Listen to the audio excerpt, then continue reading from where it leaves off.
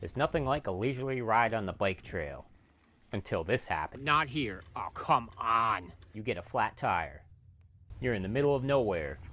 Sure, you got a pump back in your car, 3 miles away. Good place for it. Well, you could do things the hard way. Okay, muscles, suck it up. Or you could do it the easy way and get an Airmoto Tire Inflator that fits right in your bag. Just pull out the hose, screw it in, power it on, cycle through to the bicycle setting, adjust how much air pressure you want. I'm putting mine at 55 psi.